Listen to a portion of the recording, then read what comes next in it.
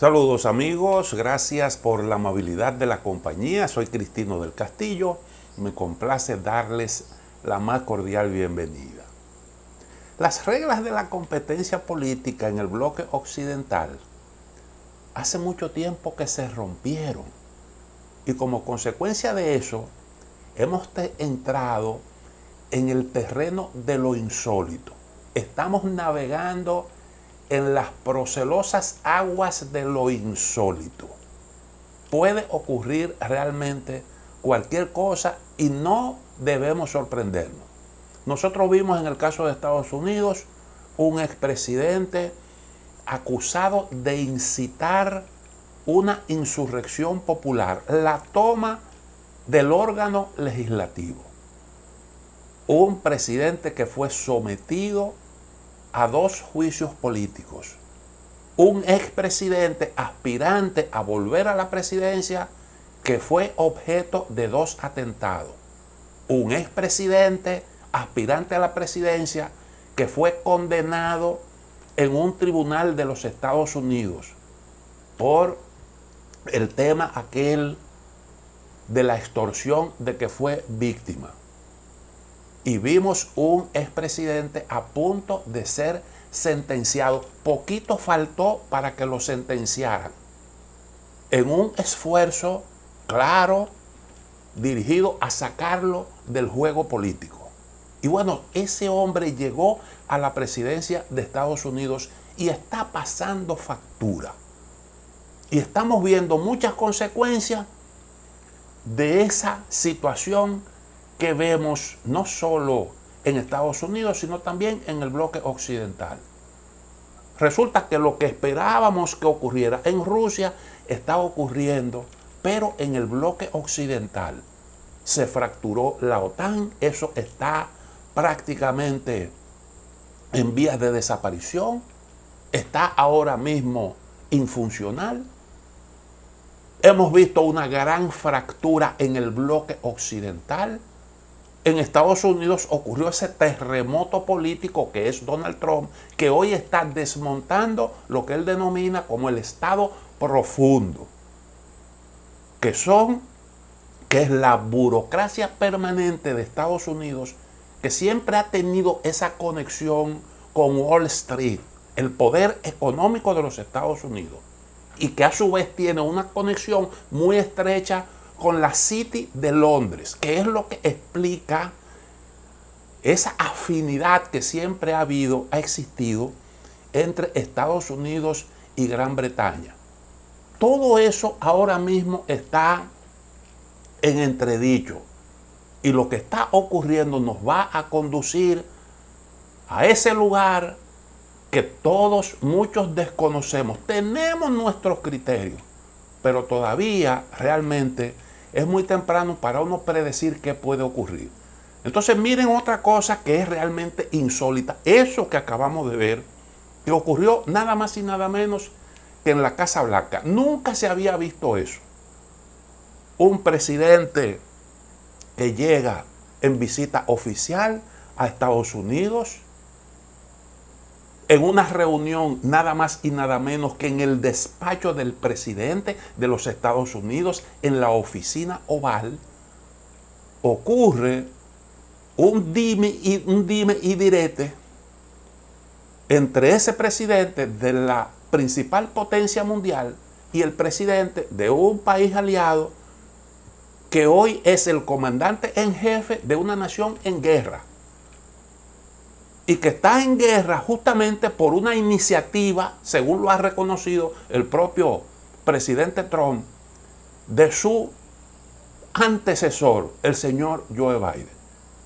Y ahí discutiendo un tema realmente muy peliagudo, hay una discusión que termina prácticamente con la expulsión de Zelensky de la Casa Blanca, porque eso fue lo que ocurrió. Eso fue lo que ocurrió. Según el diario Político,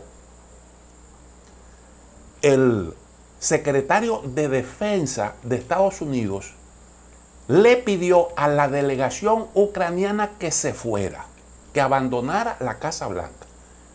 Y antes de que Zelensky saliera de la Casa de Gobierno de los Estados Unidos, el presidente Trump puso un mensaje en la red social Truth que decía que Zelensky definitivamente no estaba preparado para la paz y lo instaba a volver. Puede volver, decía Trump, cuando esté listo para la paz. Puede volver, quiere decir que lo echó de la Casa Blanca. Todavía no había salido de la Casa de Gobierno. Y déjeme decirle que lo que ocurrió fue más grave de lo que algunos están diciendo. Fue realmente grave. Yo nunca me imaginé que vería eso que yo vi, nada más y nada menos que en la oficina del presidente de Estados Unidos. Déjeme decirle, yo estudié 6 años, viví 6 años en Moscú. Estudié Derecho en una universidad moscovita. Terminé la escuela de Derecho, hice una maestría en Derecho Internacional. Lo que quiero decir con esto es que conozco al pueblo ruso, su cultura, sus tradiciones, su forma de ser, y también conozco la forma de ser de los ucranianos, porque nada se parece más a un ruso que un ucraniano. Eso es prácticamente la misma cosa, porque son pueblos que tienen una historia común, que convivieron juntos durante muchísimo tiempo. Y tienen una cultura que se parece mucho, comparten muchas cosas en común, incluyendo ese idioma que se parece tanto. Y en Rusia hay algo que es el equivalente. Déjeme decirle, si usted le hace, perdónenme el gesto, pero si usted le hace así a un ciudadano de estos países, él entiende perfectamente el insulto.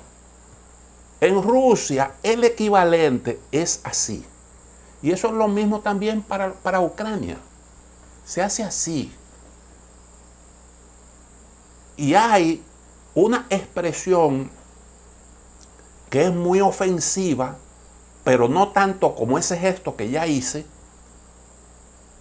y que significa, es el equivalente al vete pa'l carajo de Latinoamérica. Ustedes recuerdan a Hugo Chávez en Argentina, cuando se tomó la decisión de descartar la propuesta de la creación del área del libre comercio para las Américas, el ALCA, una iniciativa de Estados Unidos.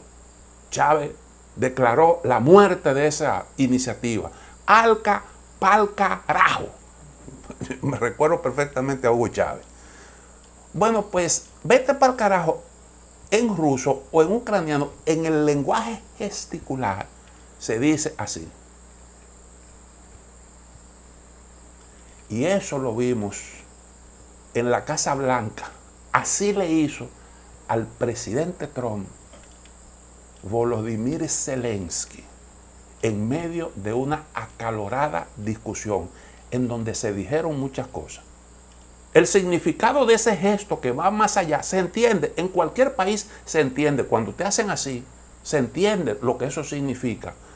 Pero en Ucrania, en Rusia, eso tiene una significación mayor, que estoy seguro de que ya le contaron eso a Donald Trump. Bueno, yo creo que Zelensky no se sentía bien, no se sentía muy cómodo, porque ya Zelensky, como todos sabemos, había sido humillado, se le obligó a firmar un acuerdo o acudir a Estados Unidos para firmar un acuerdo que él había dicho que jamás firmaría. Él se había resistido a eso. Él dijo, no voy a firmar un acuerdo ni por 500,000, ni por 300,000, ni por 100,000 millones. Eso no es serio, dijo Volodymyr Zelensky. Y entonces, cuando Donald Trump mandó a Kiev al secretario del Tesoro para que firmara con Zelensky un acuerdo en ese tenor, Zelensky insultó al secretario del Tesoro. Lo insultó. Y le gritó prácticamente. Y eso trascendió.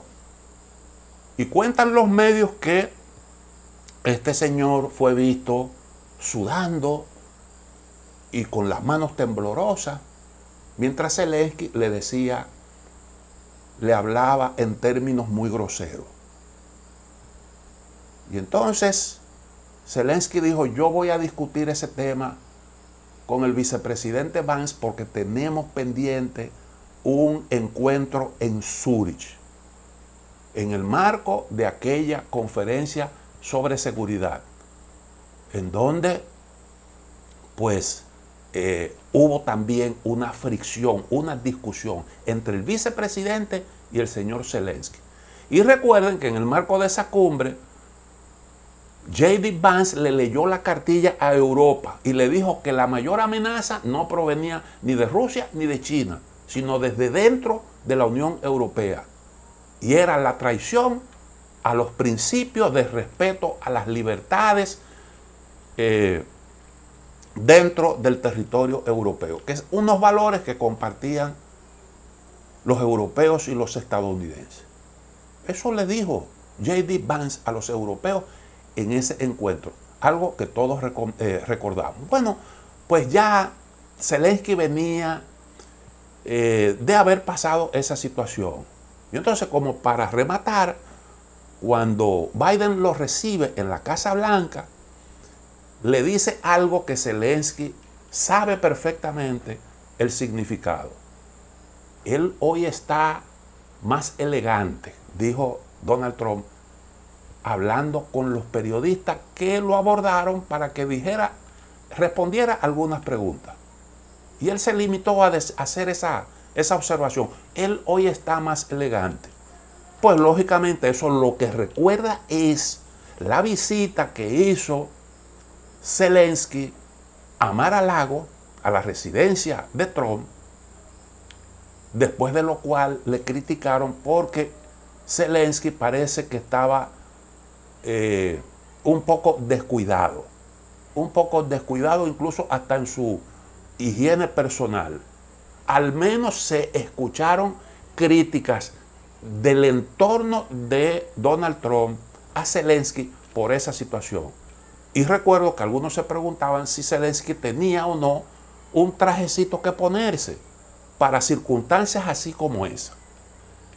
Trump y Vance dijeron muchas cosas duras y en un tono alto, como por ejemplo, deberías dar las gracias. Eso lo dijo Vance a Zelensky, porque Zelensky alegó que Estados Unidos lo había dejado solo, cosa que Donald Trump le respondió. Ahora, yo creo que Zelensky se excedió por mucho, como ya dije, tanto de palabra como con sus gestos, con el lenguaje gesticular. Cuando él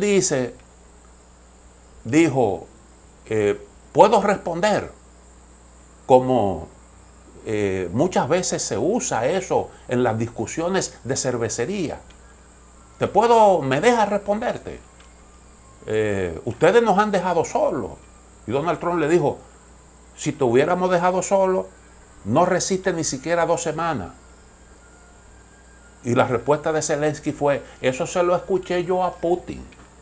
Es decir, discutiendo con el presidente de los Estados Unidos, el señor Zelensky se permitió ese tipo de expresiones. Entonces, yo creo que todo esto indiscutiblemente tendrá sus consecuencias. Yo creo que J.D. Vance cometió 2 graves errores. Primero, opinó durante una conversación presidida por su jefe, el presidente de los Estados Unidos.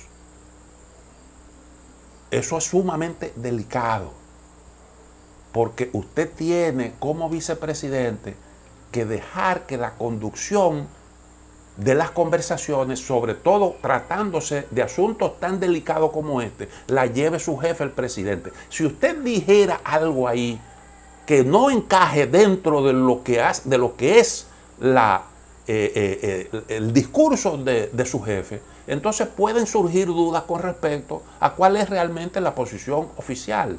Salvo que a usted le pidan que haga uso de la palabra, su deber es guardar silencio como vicepresidente. Pero él se permitió opinar ahí.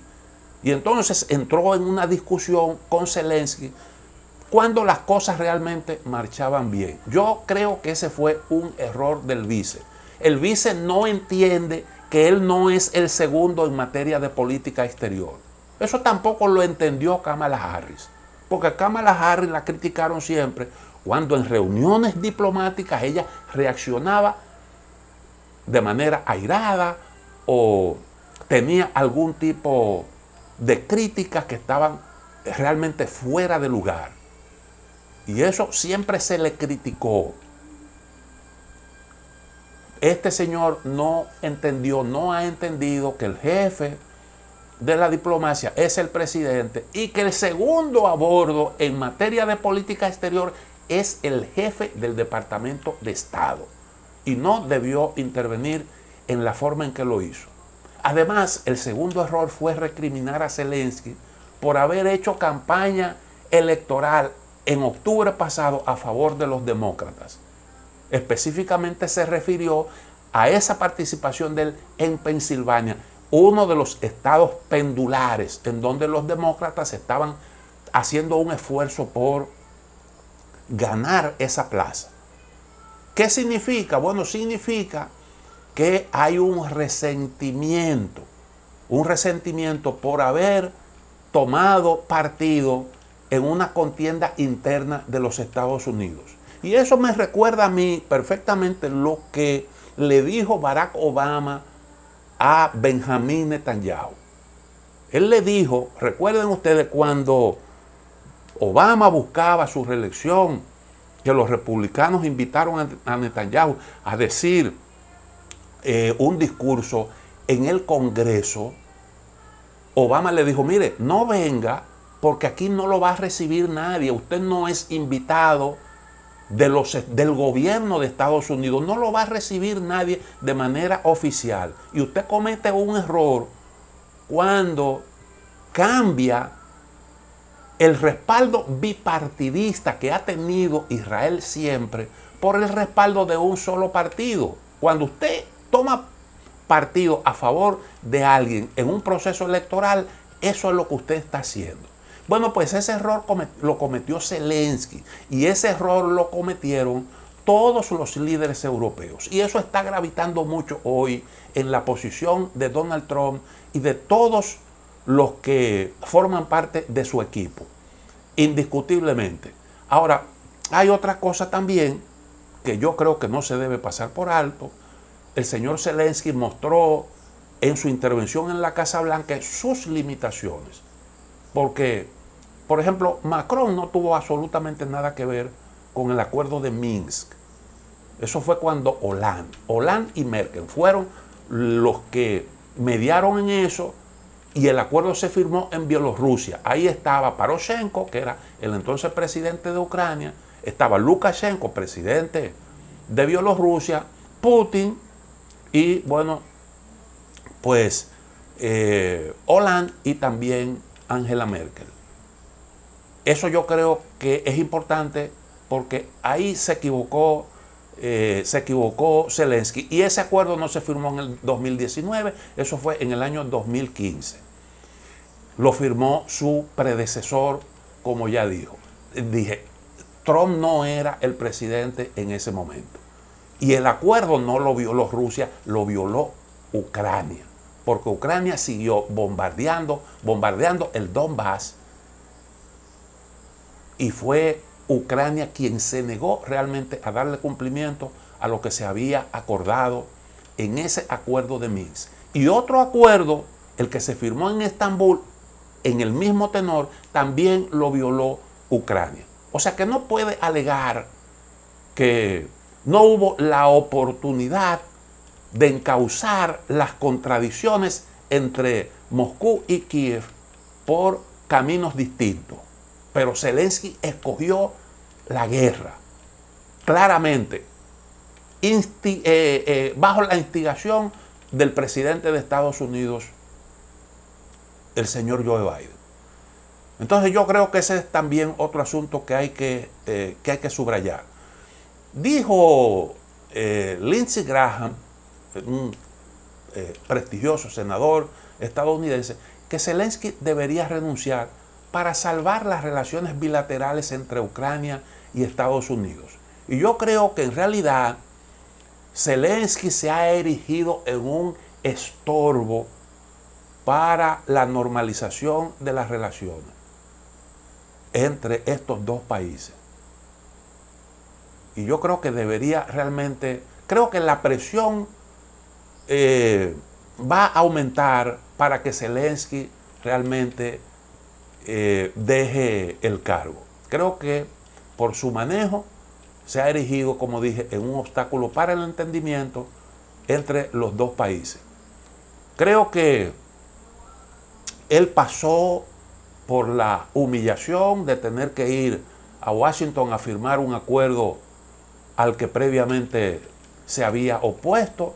Y si él entendió eso, que era conveniente tragarse eso para poder intentar mejorar las relaciones con Estados Unidos, haber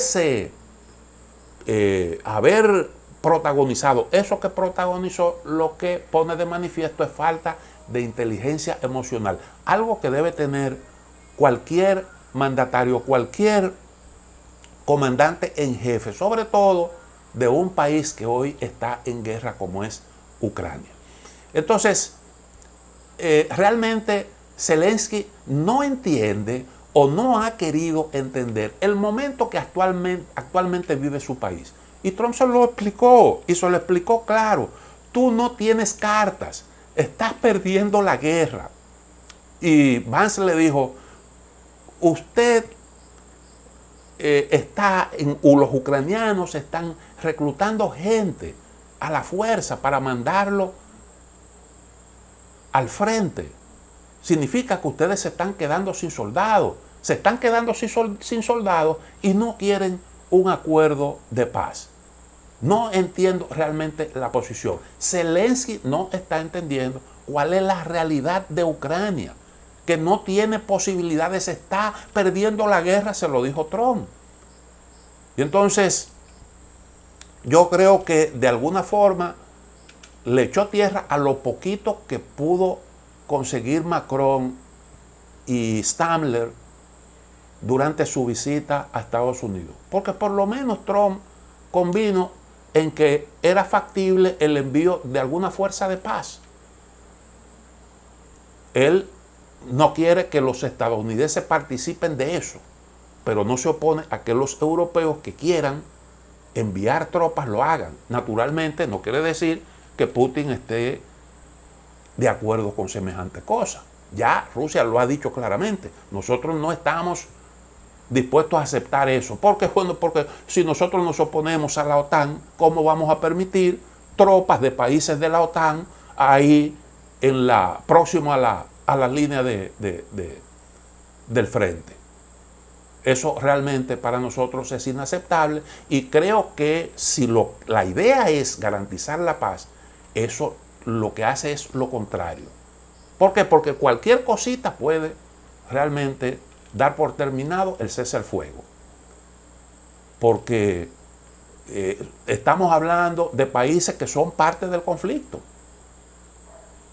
Pero Trump estuvo de acuerdo, quiere decir que los europeos, a través de Macron y de Stadler, lograron eso.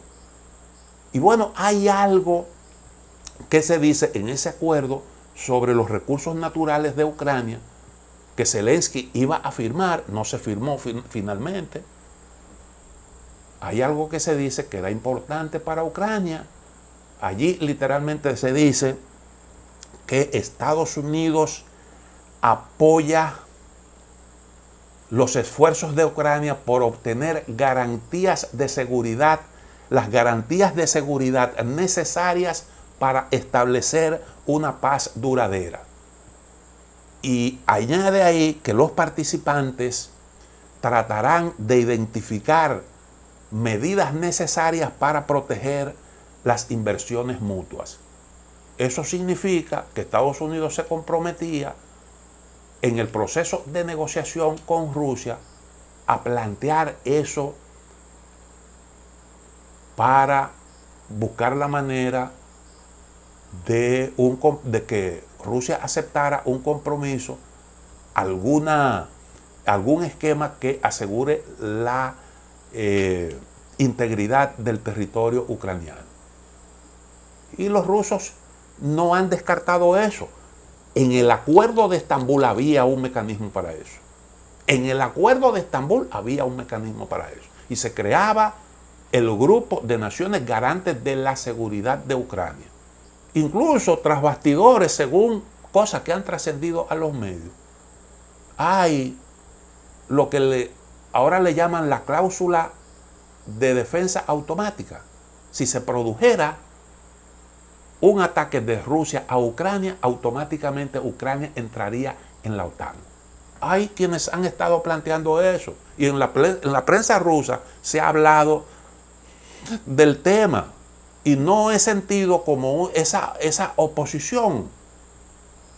Pero son asuntos que se discutirán.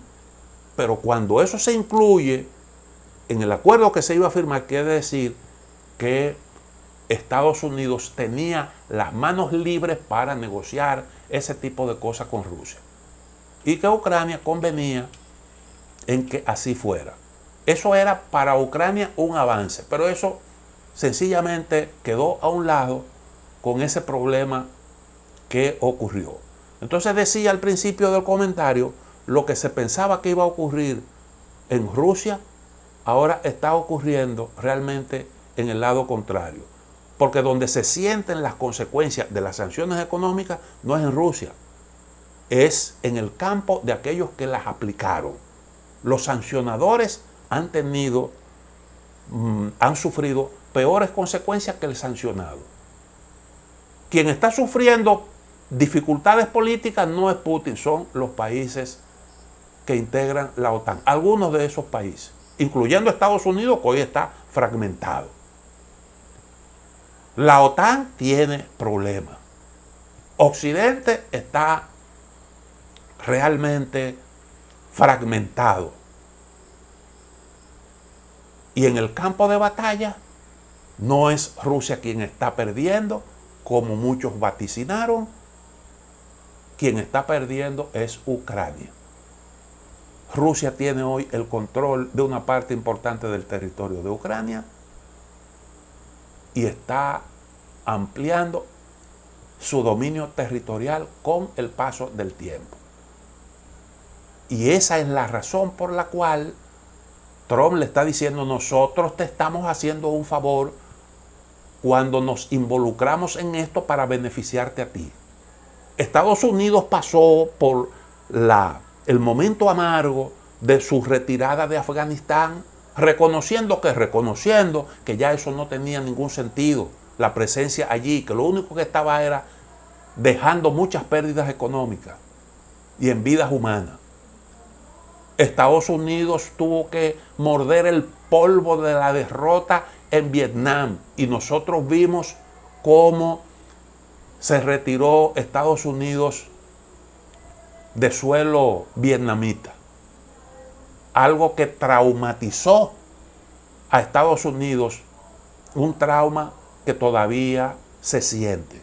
Entonces, cuando la dinámica en el campo de batalla habla y establece claramente cuál es la realidad, oponerse a eso simple y llanamente no tiene sentido. Y Zelensky lo que ha demostrado con esto es que realmente, como dijo Trump, él no está preparado para la paz. Es un obstáculo para un entendimiento que simple y llanamente tiene que producirse. Y Biden lo dijo, esto terminará en un acuerdo tarde o temprano. Aunque Biden decía en aquel entonces que de Ucrania dependería. Y eso de que todo lo que Ucrania necesite, por el tiempo que lo necesite, eso sencillamente lo prometió Biden y Donald Trump no lo quiere continuar porque él está viendo que eso no es conforme a los intereses de los Estados Unidos, que tiene hoy otras prioridades. Eso es lo que está pasando. Gracias por la amabilidad de la atención.